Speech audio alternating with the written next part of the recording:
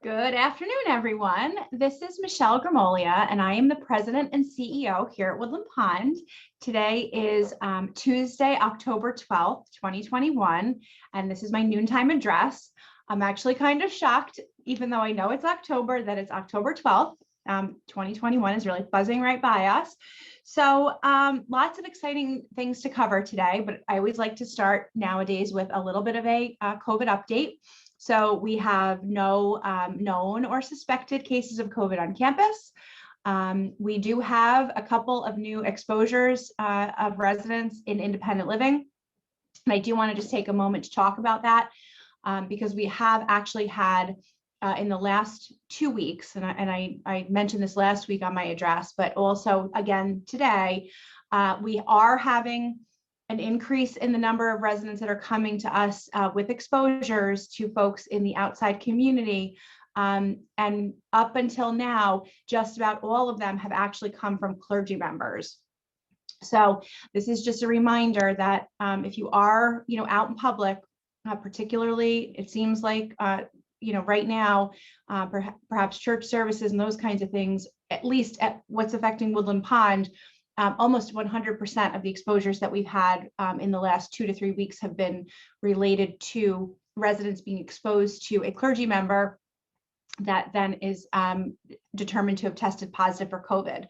I do not know the vaccination status of the most recent clergy members in the outer community that tested positive. It doesn't matter at this point. Our residents that were exposed are vaccinated, but it's just a reminder that, certainly clergy members, doctors' offices, all of these types of people that, interact with a lot of people on sort of a revolving basis. Those are the folks that are going to potentially, if they do have COVID, have the most opportunity to spread because they just have the most people that they're around. So if you're fearful or want to be a little bit more cautious, certainly keeping your distance from folks that are in those kinds of roles.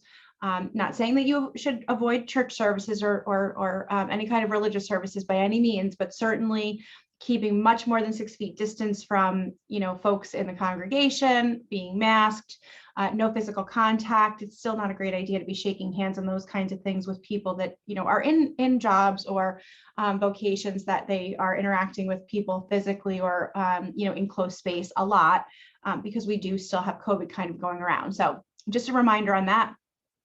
And I think I mentioned this last week, but each and every time a resident comes to us and indicates that they've had an exposure, Mary Jo and our staff do a deep dive to figure out, who might they have been then exposed to, advising that resident as to what follow-up procedures need to happen in terms of monitoring signs and symptoms of illness, taking temperatures, remaining out of the public here at Woodland Pond, and then a follow-up test and what that schedule looks like. So please just be cognizant of that. And anyone that does have any kind of known or suspected exposure, please notify Mary Jo right away if you're in independent living, and any nurse in the health center if you live in the health center, and we will do the follow-up procedures with you.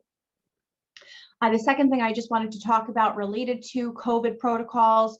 So we are still open for visitors at this point in time across campus, but we have seen a very concerning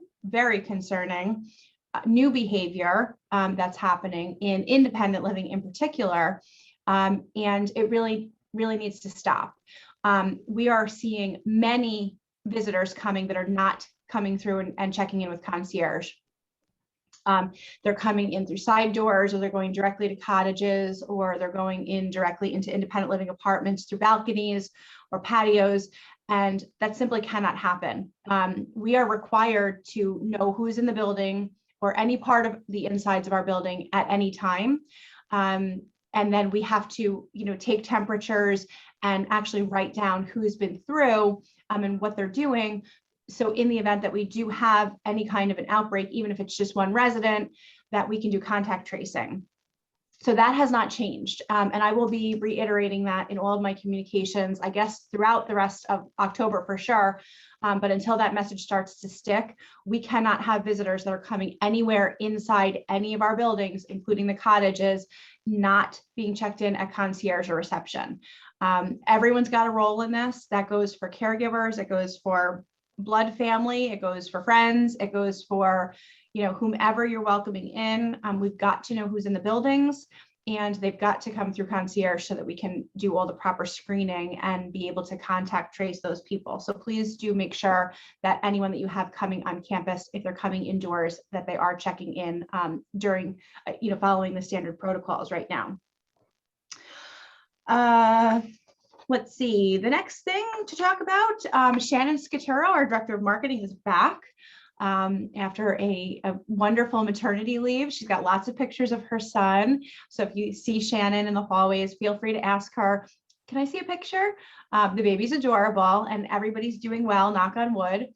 We're thrilled to have Shannon back. And as much as some of us have appreciated being able to be rolling our sleeves up and helping with marketing the last couple of months, we're thrilled that the experts are back in town and back on campus so that, you know, Shannon can take the lead. We are seeing a ton of marketing activity, so we're really excited about that. So welcome back, Shannon.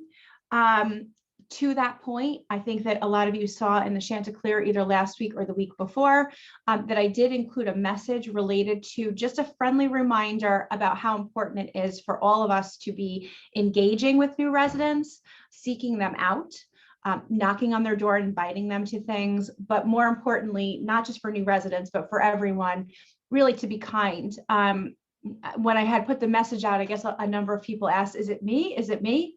So I'll be direct. The last couple of messages that have come from me have come because we've had some new and existing residents coming to myself or to another member of my leadership team and saying, you know, I was just accosted by another resident, whether it be over a, you know, an organizational issue, either inside or outside of their apartment or cottage, an issue with a pet.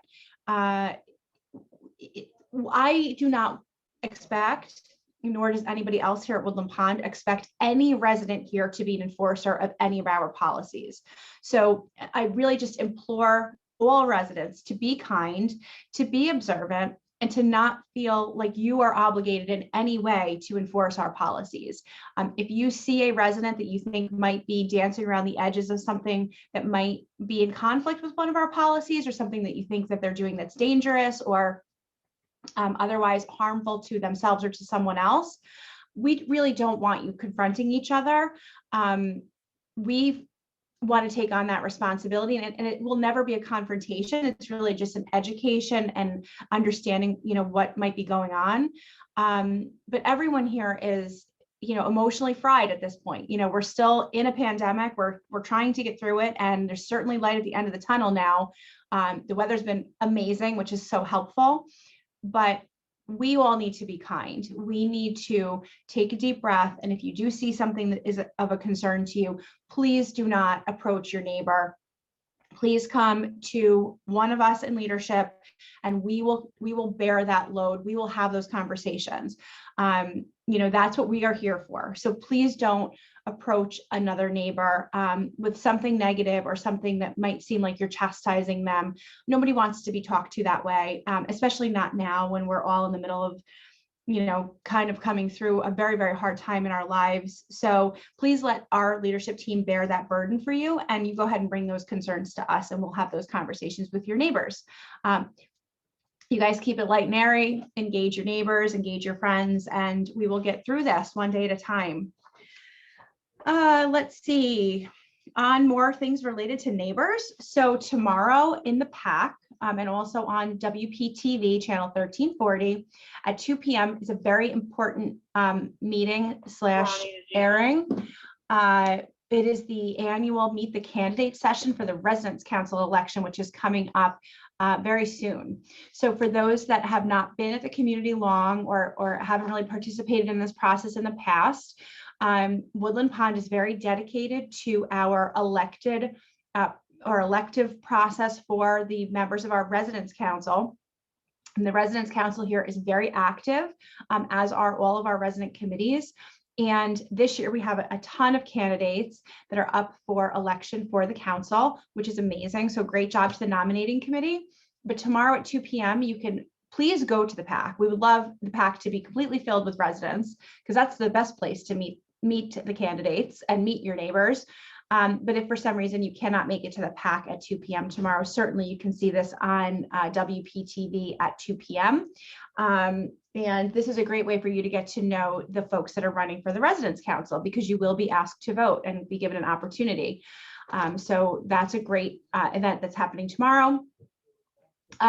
Then this weekend, we have one of our annual flagship events. It's the Kaleidoscope of the Arts. So Gretch just asked me to remind everybody that it's this Saturday from 10 to 4 p.m. in the PAC for residents. Also in the hallway, there will be raffles. There's going to be a bake sale. It's typically in the art studio. The proceeds for the participation in the Kaleidoscope of the Arts goes to the Woodland Pond Benefit Fund. Anything that a resident or seller sells, they collect the proceeds of their own items sold, but there is a table rental fee and the raffle baskets and the bake sale. All of those funds go to benefit the Woodland Pond Benefit Fund, which is in turn, then that money is turned into lifestyle enhancement and other things for the residents. So it's a great event, a great place for you to meet your neighbors, see what folks are doing. We've got more than 20 residents that are going to be selling and displaying work and all different types of mediums and so forth, and great raffle baskets and such. There will be a staff only preview from 2:30 to 4:30 on Friday afternoon. And that's always, well attended as well. So we're excited about the Kaleidoscope coming back. We did not do it last year. Let's see, the last couple of things. I have had a number of residents coming and indicating that they have been out in the public somewhere, and because of the COVID vaccine cards, have been asked to show their cards and their ID to make a match between the person, the ID, and the vaccination card. So you're reminded to make sure that you know where your COVID cards are, that you have them with you at all times when you go into public, and that you have your photo ID with you as well. It's a great idea, and I'm encouraging this strongly, that if you have a smartphone, that you take a photo of your vaccine card and keep it on your phone. It's a great backup plan. And also there is the complimentary photocopier in the library where you can make as many copies of your vaccine card as you would like to. But having it handy and knowing where it is critical. We are still working on collecting information about vaccination boosters. There is a booster available for Pfizer, so I'm anticipating that we are going to be getting those scheduled for the residents and staff that had the Pfizer vaccine. That's primarily the health center residents and our staff. Independent living residents, there's not currently a Moderna booster. And this is interesting because a number of you have indicated that you've heard that there's a booster. There is currently no booster for Moderna. There is a third dose of Moderna, different than a booster, and it's only indicated in certain circumstances. So as I've been saying over the last couple of addresses and in the Chanticleer, I just strongly recommend that if you have any questions about a booster or a third dose, that you speak to your primary care physician. But just, of course, safe infection control behavior, mask wearing in public, hand washing, avoiding large gatherings indoors, all those things are going to continue to be the best possible way to stop the spread of COVID. The last two things are related to dining. So you have seen some messaging come from myself and from some others about how absolutely critical it is that if you have any kind of an issue, a concern, a challenge, a complaint, any problem with a meal that you have at Woodland Pond, that we need that feedback right away. So if something comes out of the kitchen, you're in the dining room, you're not satisfied with it, please tell us right away. Call someone over, ask for a manager, say this is not acceptable to me and here's why. We want the opportunity to fix it at that time. If for some reason that's not possible, please make a phone call to Ronnie, call the kitchen, ask for Mike, Chef Mike, put a comment card. The comment cards are well back in stock now. I do read every single comment, every email that comes in every single month, because this is how I tell what the litmus is for our dining services. The dining committee does the same thing. So we need that feedback. We need it rapidly. Ronnie is going to begin scheduling again, now that we're more comfortable with it from the pandemic perspective, the tours of the kitchen. And I know that some of you are thinking that you know what you're going to see in the kitchen, and I would love for you to come on a tour and be pleasantly surprised. Beautiful kitchen, fully operable, loaded with tons of fresh food contents. Everything is freshly made. You'll meet the chef. So please, if you have any, lingering hesitation about, what our food production and what our culinary program is, this would be a great opportunity for you to, see the kitchen in action. Those will be on the calendar every 2 weeks, I believe, starting in November, and we're going to keep those on the calendar perpetually, unless we have to pull them back again, for something out of our control like COVID. But anyway, so that's great. And then hopefully you've all seen the notice in the mailroom that we did make the decision that because we did have some service interruptions continued into 2021, and that we are going to let the dining balances roll over 100% at the end of the year. So, you'll have ample balances going into 2022.